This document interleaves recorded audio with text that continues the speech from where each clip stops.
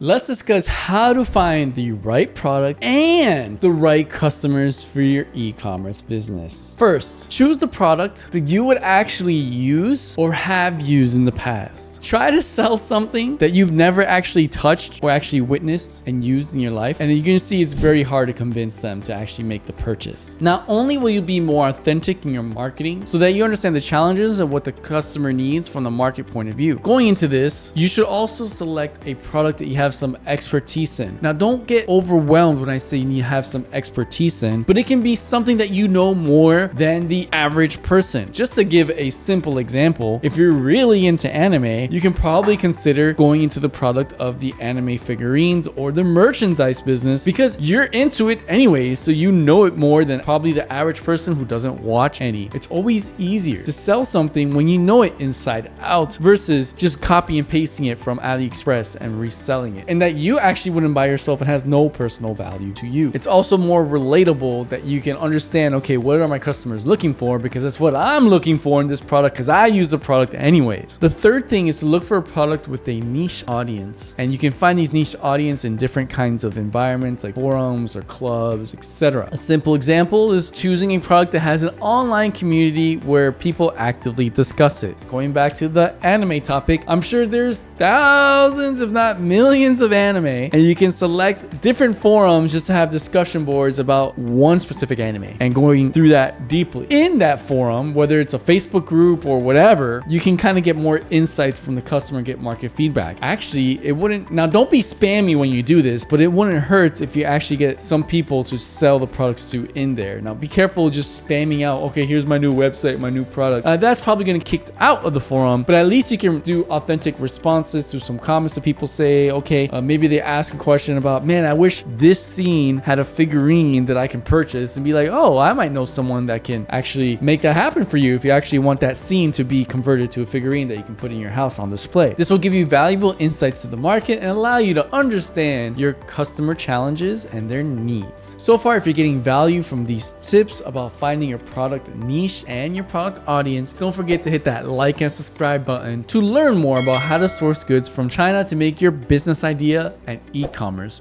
reality. The fourth point about finding the right product niche and audience is to pick a product that's easily advertisable with video or photo ads. You don't want to be doing these things from scratch. It can be incredibly difficult. There are tools and different kinds of suppliers that can help you, guide you to get your e-commerce store up and running. You don't want to be shuffling and taking high definition photos of the product just to get your online store running. You want to make sure all those things are set in place. And that can be easily found going 1688, Taobao, Pinduoduo, and a lot of the times the suppliers already have video ads that they will share with you. Of course, you may need to do some tweaking to make it in English, maybe a voiceover or something like that. But the idea is you want a library of content that you can use to either promote to an organic audience that you already have, and if you don't have one, then maybe create one with some ads on Instagram, Facebook towards your targeted market. You don't want to be fumbling back and forth to try and see which product marketing materials you need or how to create them from scratch if you don't have them. A lot of these suppliers in China will be more than happy to share you their marketing materials if you can guarantee them more sales for their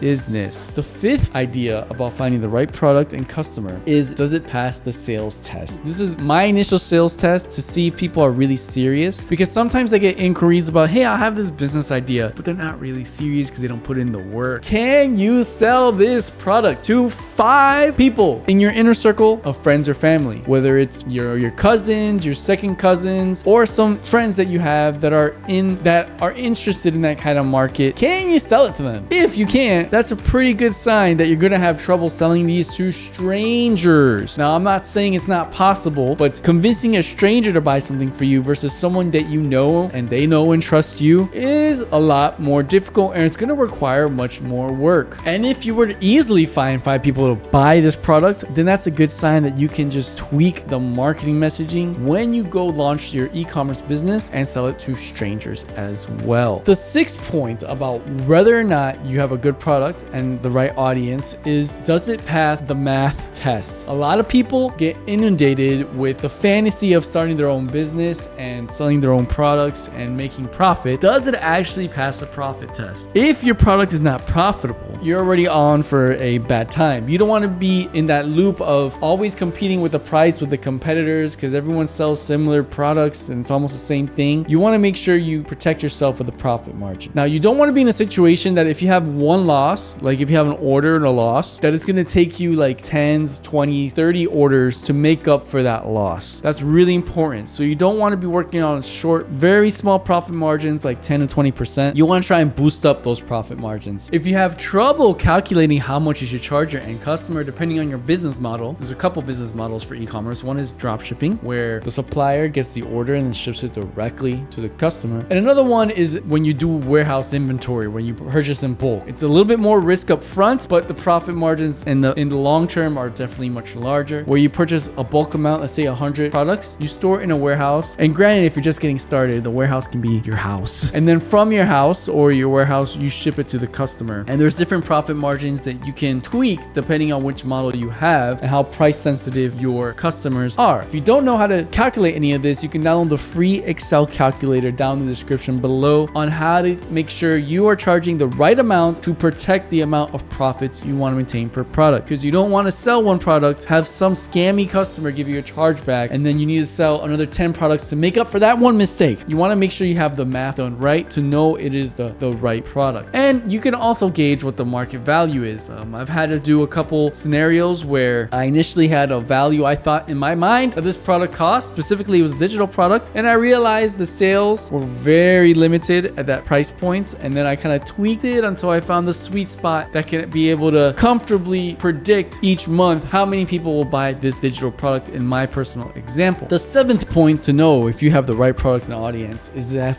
you have picked a product that can be bought more than once by the same person. Reoccurring customers are gold in e-commerce. Not only is it great for investors that see that you have predictable recurring revenue, but it is also good to know as a business because then you have kind of a safety net to know, okay, once you're in the system and buying from me, typically, let's just go with an average. I know for Uber, they calculate that once you use Uber over 2 times or 3 times, that you're pretty much going to be a customer for life. I mean, I'm paraphrasing here, but you get the point. Their magic number is 2 to 3 times that you actually make a purchase. So for those first 2 or 3 times, they give you a lot of coupons and benefits of using their platform, and then you're pretty much in their system. That's kind of the mindset you want to choose. I know Uber is a major platform for taxi services, but you get the point. If you want to sell a product that has expendables and needs to be replenished every month, think of a good example would be like the Nescafe with the little pods, right? Well, you drink coffee, right? So you got to put a pod in every time, and that's expendable. You need to replenish those pods, right? So then you can put a subscription model after they buy the product itself, which is the coffee maker. Then you can have reoccurring revenue. And those are just some ideas. You can also have digital products that are subscription services. Like think of Netflix. That's a very good reoccurring business model because even though they provide a lot of shows that you can buy, at least they have a number of customers and they can calculate what their revenue is each month based on those reoccurring customers. Unless you're selling really high ticket items, I don't recommend getting into products that just have a one-time purchase value that won't have customers coming back for more. So when you select your product, make sure that you think of a mindset. If I were a first-time customer, how can I make my business model so they come to buy it more? Whether it's subscription-based or expendable-based, etc. The 8th point about knowing whether you pick the right product is making the logistics easy. People fall into this trap a lot because they get so romanticized of starting their own e-commerce business, and they find like